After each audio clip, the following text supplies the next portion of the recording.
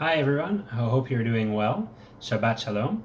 I wanted to share a message about my Rosh Yeshiva, Rav Yehuda Amital Zatzal, whose Yahrtzeit 10th Yahrtzeit falls out on Sunday, on Yom Rishon.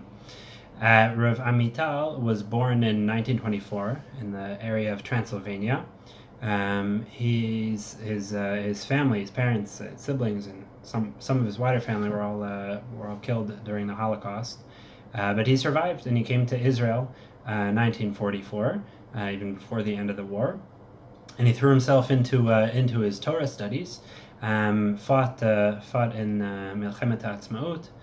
After a few years later, together with his father-in-law, was the first one to come to an arrangement with the army, a hesder with the army, whereby yeshiva students could continue their learning while also doing army service. And this really was the first hesder. This was the basis for the future hesder yeshivot.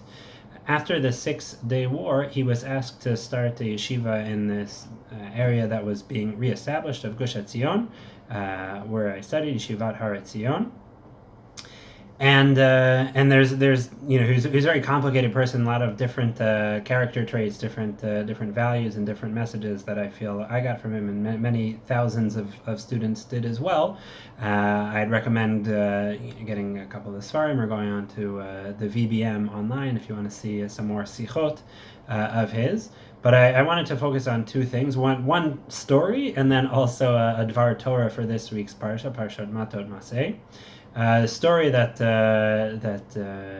has been told many times, but for those who have not heard it, this will be the first time. The story of what he was asked, what he wanted his yeshiva to be founded on, right? What was going to be the core value? So he'd often tell the story of the crying baby, which goes as follows: that the Alter Rebbe, the first Rebbe of the Babachur Hasidim Chabad, of Shneur Zalman Miliadi, was once learning in an inner room, and in the outer room was his son, who would become the Mittler Rebbe, and in a third room was the grandson, a baby who was sleeping, and all of a sudden the baby started to cry, right? Wake up and started to cry, and his father, the Mittler Rebbe, was he was very well known for being able to focus very well. He was very focused on his learning, right? He kept steiging away, learning, very engrossed in his sefer. And then the grandfather, the Alter Rebbe, hears the baby crying. He leaves his study, goes through the middle room, passes his son, and gets to the baby. And afterwards, he asks his son. He admonishes him. He said, Why didn't you go get your son?" He said, "I didn't hear him. I was very focused on my learning, so I didn't hear." And his father, the Alter Rebbe, told him that any learning that is able to drown out the sound of a crying baby, that there's something wrong with that learning. There's something missing from that very learning. And Rav Amital Zatzal said that that's what he wanted to have in his yeshiva. He wanted to build a yeshiva where the cry of the baby would still be heard in many different ways. And that's really what one of the things that I think really signified what the yeshiva was about. In this week's parsha, Rav Amital Zatzal gave a sicha about the mitzvah that appears at the very beginning of the parsha, the mitzvah of Nedarim. And the way that the beginning of the parsha is phrased is somewhat different. We don't have a command that Hashem tells Moshe, saying, right, tell Bnei Yisrael the following, but rather what happens is that Moshe all of a sudden starts speaking to the Rashi Matot, starts speaking to the leaders of the tribe, and says, Zeh davar asher tzivah Hashem lemor. This is what Hashem said. Which sounds like there was some initiative of the heads of the tribes also to Moshe, right? Why is Moshe speaking specifically to them?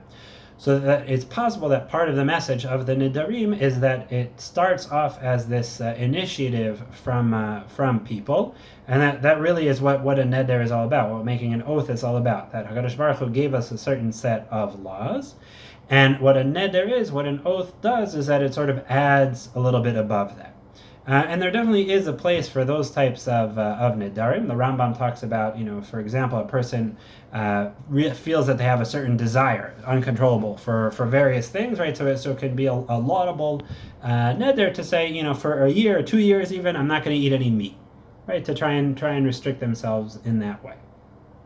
However, the view of Nedarim is a bit more complicated because Chazal Masechet Nedarim say whoever makes a neder, it's as if he has built a bama, built a mizbeach outside of the, an altar, outside of the regular Mishkan and Beit HaMikdash, and whoever fulfills it is like he's brought a korban upon it. So on the one hand, that sounds good, right? You're building a mizbeach and you're building a bama and you're putting a korban on it. That sounds positive. But on the other hand, what it also signifies is that, right, that we're also forbidden.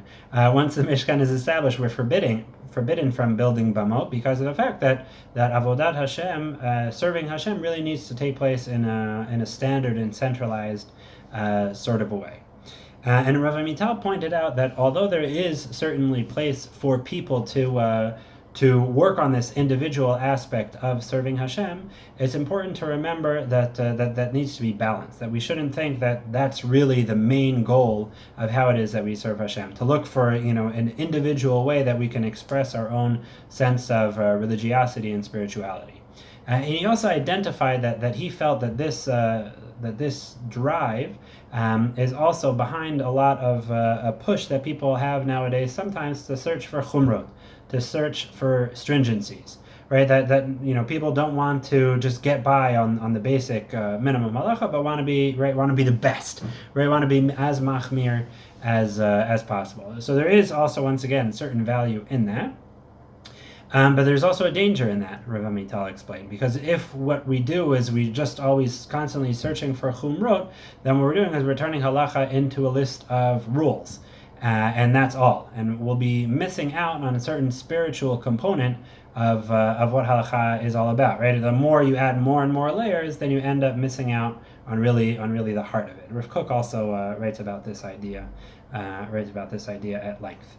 And he points out that he felt that there was a change, he mentioned in two different ways, with regards to, for example, how do we relate to when we hear a story about a gadol, about a really impressive person who was machmir in a certain thing, right? They were stringent in a certain way.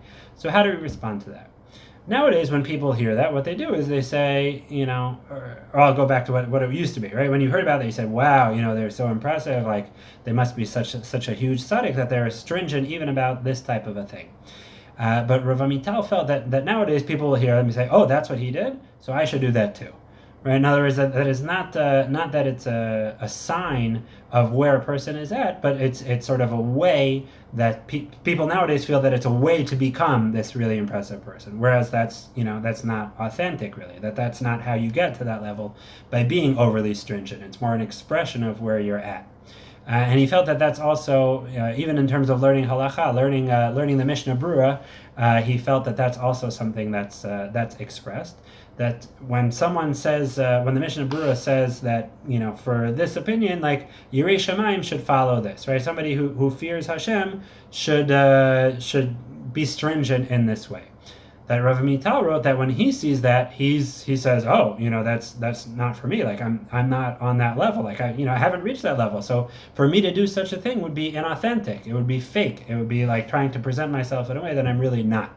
Whereas nowadays, obviously what he said is that people think, oh, like if you really want to be a Yirei Shamayim, you really want to fear Hashem, so you should be more stringent about it. And Rav Amital very much was, together with his vast halachic knowledge, also very much wanted people to focus on being normal, being a ben adam, and serving Hashem with a certain level of pashtut, with a certain level of simplicity, together with complexity that also very much existed. Wishing you all a Shabbat Shalom.